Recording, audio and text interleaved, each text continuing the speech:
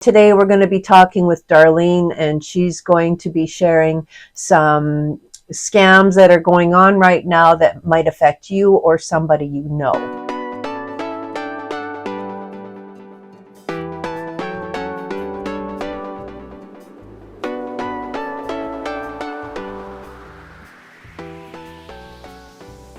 Welcome to the Coffee Connections podcast. We've got some new things this week. We're going to start with an update on Ryan's condition. If you are a follower of this channel, you will know that my son Ryan was in a major biking accident where he was hit head-on in a collision, and it severed his spinal cord. And he is paralyzed from the waist down. But I have to tell you, his spirits are so very high. He is hopeful and thankful to God for this new chapter in his life. And it seems to be like a reason to start over and let God take the wheel, just like that song, Jesus Take the Wheel. And so that's what's happening with Ryan right now. He phoned me today. He was all excited because for the first time, he was in a wheelchair and he had rolled himself from the third floor all the way down to the main floor, and he was outside enjoying the sunshine and the fresh air. So that is fabulous news. We're going to do something new today, and we're going to have that a part of our weekly Coffee Connections podcast. I recently did a podcast with Darlene Petrie from Scam Prevention International talking about romance scam and how she was romance scammed and how that orchestrated her starting this Scam Prevention International. Well, I was scammed recently on my way to visit my son at the hospital, actually. It's important to update viewers on potential scams out there so that we can all be aware and cautious when we meet somebody that is trying to scam us. So today we're going to be talking with Darlene, and she's going to be sharing some scams that are going on right now that might affect you or somebody you know. So stay tuned for that, and we look forward to chatting with Darlene. We're going to look at 4 local business owners who talk about how they got started as an entrepreneur, what was the driving force that made them want to have their own business and be their own boss. They'll also talk a little bit about what their business is about. Maybe you have an idea for a business and you're not sure if it's something that people would be even interested in knowing more about. Have a listen to these 4 business owners. Maybe it might encourage you to start your own business. Today we're going to get to know Don Amiot from Helping Hands Property Services. And welcome, Don. Thank you. So, Don, can you tell us a little bit about what your company is, what services you provide, and who your customers are? Yes, so I own Helping Hands Property Services, and we provide any kind of services your property may need, whether it's residential or commercial. So we offer everything from property maintenance, handy person services for smaller repairs, and also home and property inspections for pre-listing, pre-purchase, and also if you're just curious about what kind of condition your property's in. Right. And we also offer home check services for any vacant properties, or if you go on holidays, or property investors with Airbnbs or verbos, VRBOs. What's a verbo? I guess that's it's also like Airbnb. Oh, okay. It's the competition. Oh, okay. How did the idea for your business come about? That's a really good question. So early in my childhood, I knew that I wanted to help. It's built in my genes to help people. I was raised that way, kind of farmhand, so to speak. Everybody has something to do around the house, or you help the one that needs the help. Exactly. I was close to my grandparents as well. I took pride in helping them, riding my bike from the South Edmonton to Bonnie Doon to, cut their grass and help them stay in their house for as long as possible before moving them to an old folks home kind of thing, but retirement home. But it kind of stemmed from there, learning the trades, growing up with the trades, plumbing, electrical, framing, you name it. I've done it. I've worked with big companies like Lafarge and Bantrell engineering firms. Oh, wow. So I just decided that if I was to help people and put all my experience into one place, how would I do it? And I came up with a property services company. So here we are today, and I am helping people with their properties and in keeping them, maintained and for as little money as possible. I like to help people, save money as well while we maintain their buildings and properties, right? So that's very nice. Yep. Today on our Coffee Connections Corner, we are talking with Jean-Luc, and his business is called Blueprint for a Life of Peace and Joy. Welcome, Jean-Luc. Thank you. Thanks. Glad to be here. So, Jean-Luc, would you mind telling me and the viewers how you came up with, tell us a little bit about what your business is. Well, the business, a Blueprint for for a Life of Peace and Joy, is basically helping people with their life. Like, when you start to feel depressed or don't know where you want to go with this. So I've learned a lot of stuff in 30 years, and after my cancer adventure, I decided to teach it because I was spending a lot of time learning, and now I was ready to start teaching it. So it's to create a vision, like to help people go back to their passion, and from there create a vision for the future, and all the tools that are attached to that, like from learning managing your thoughts, power of the word, to all kind of meditation and everything that's attached to it. So there's a lot to it, right? But it's I make it simple. So how did you come up with the idea for your business? The idea, well, like you say, I learned a lot. So I was a construction manager in the oil industry, and after I had my cancer adventure, I had a lot of time on my hand, and after everything was done, I'd proven to myself, because I had to prove to myself all the tools I had were working.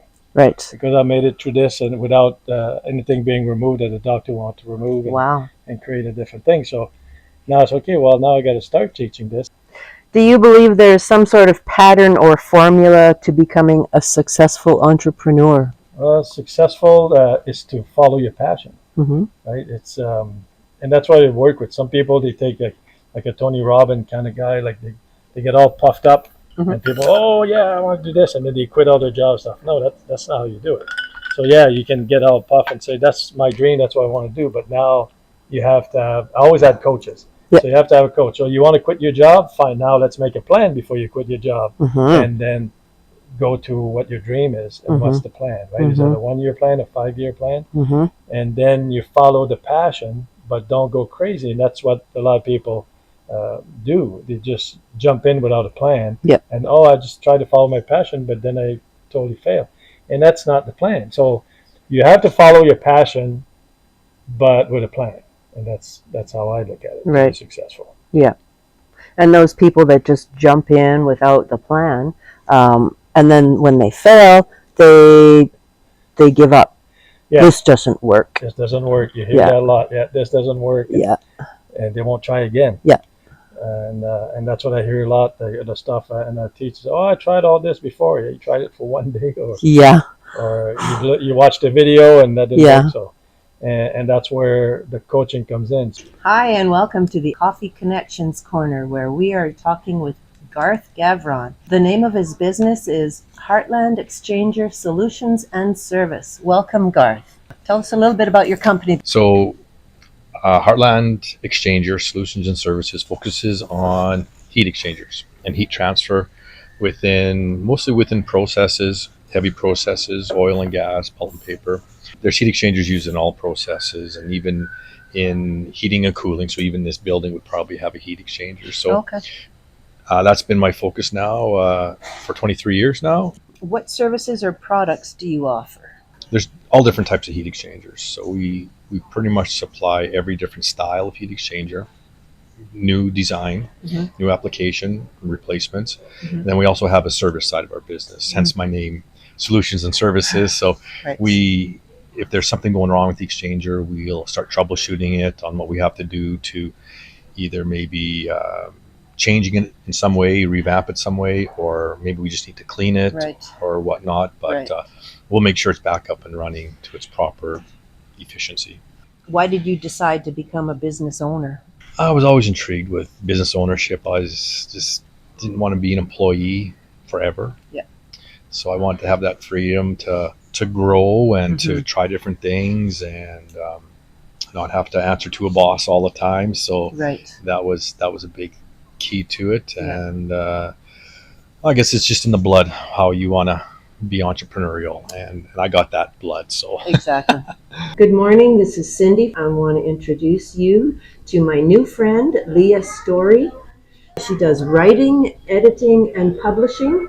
And the name of her business is Our Family Lines, and that's for personal, correct? And then our corporate history is for corporate services. Hi, Leah. Welcome. Thank you, Cindy. It's great to be here. Leah, can you tell us a little bit about your businesses and how you got into that line of work?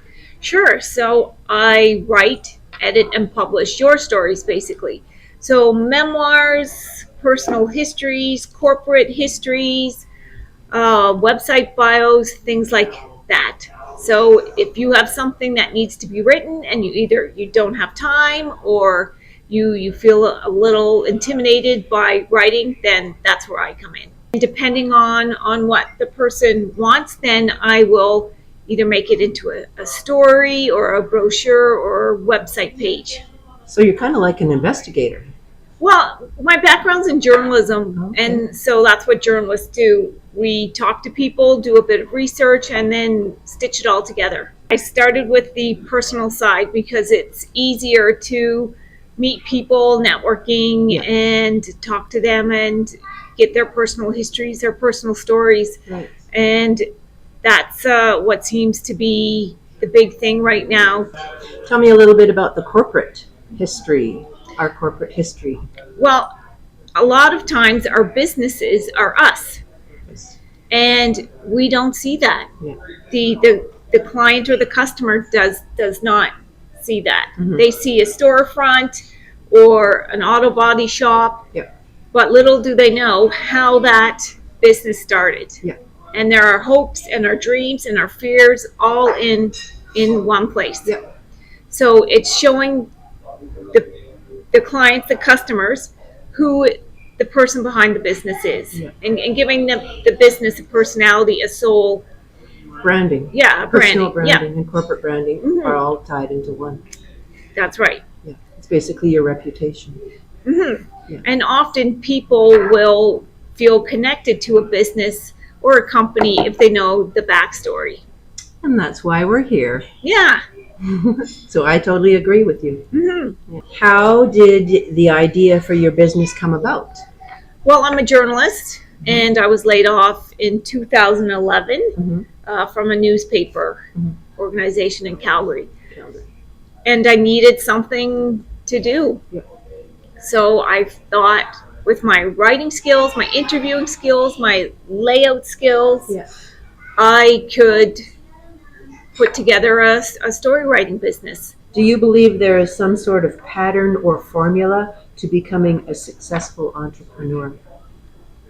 I wish there was, because then I would follow it. Then I'd be like, there's a template. Yeah. Let me take it and I'll just follow it and let's go. But no, there's not. Yeah. We all have different ways, and it's tough sometimes. It's really tough. Yeah. But we have to get through these, and in the end they become our stories. That's right. And that's what builds our business. Yeah. Businesses are our stories, and how we went through challenges and struggles, That's right. and hopefully Learn arrive at from it. success. Yes, exactly. How do you define success? I think success is different for everyone, Yes.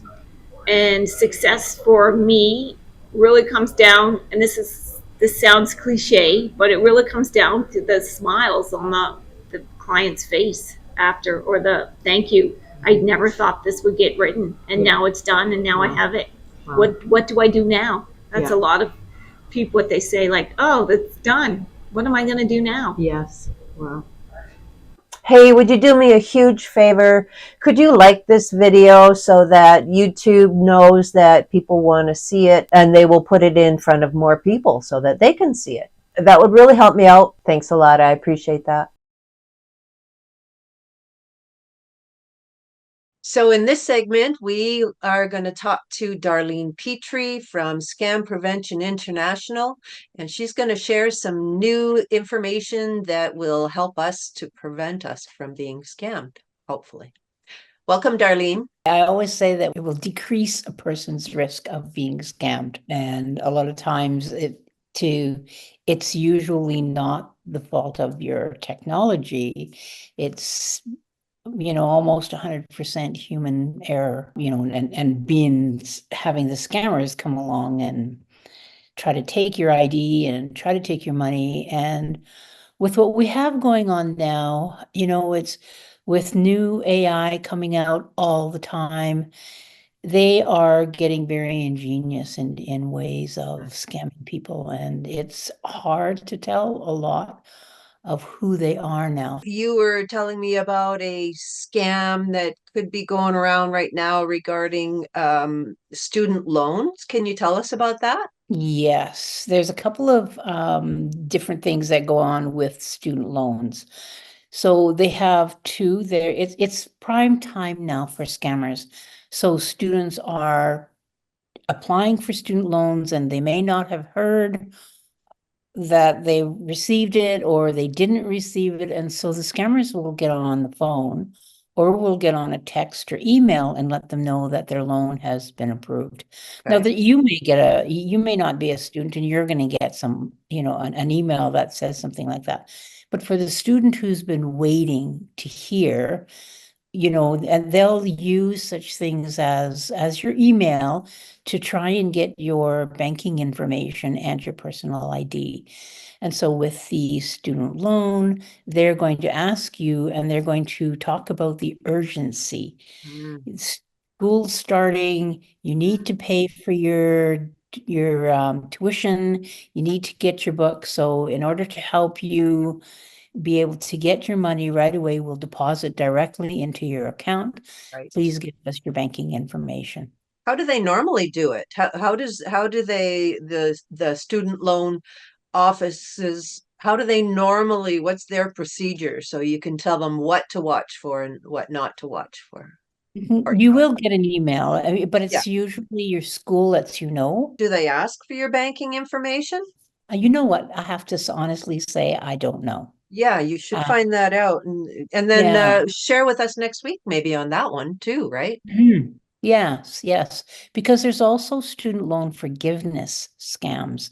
And that's, like the fake applications for students to be forgiven of their loan, to say a certain amount is going to be that they don't have to pay a certain number. And for that, they want to get your social insurance number or social security number if you're in the US, as well as your banking information. And then they say that they're not going to have you make payments on those fees on your grants that you received. What benefit is that? Like, does that mean somebody would say, okay, yes, I'll apply then, and then they provide their information because it's such a great deal type thing? That's right. It's exactly it. For the student loan forgiveness, they know that because there's interests that you have to pay on it as well.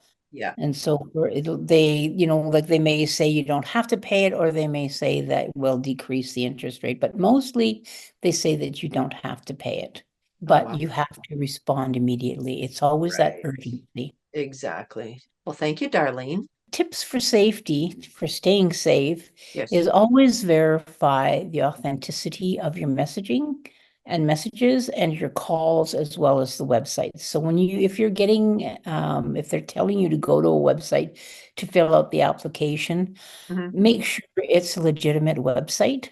How can anybody tell that? You can tell a number of ways. If they're stealing a person's website, they've cloned a website, it'll usually be blurry. It should have the HTTPS. The S means secure. Yeah. And it would also, if you click on it, sometimes the links don't work. A lot of the links that we have don't work. So it's always, and the other thing is you can also, if you type in the website name and then beside it type scam, or complaints Oh, yes. right beside the name. Mhm. Yeah. And there is also a website that's called Scam Alert, and Okay. you can put in the address there, and Okay. it'll tell. Okay, Um, maybe I'll put that in the description down below. So if anybody has any insecurities, they can do that. I'll put your website as well, Darlene. Thank you so much, Darlene. We Thank look you. forward to talking to you next week. Have a good day. Bye. You too. Have a very blessed day. Bye-bye. Thank you for sticking around till the end. We want to thank all our guests and Darlene for sharing in this week's podcast. If you have any questions or comments, please put it in the comments below and like and share this video. My name is Cindy Chase from Coffee Connections Podcast. Apparently, I am the world's best grandma.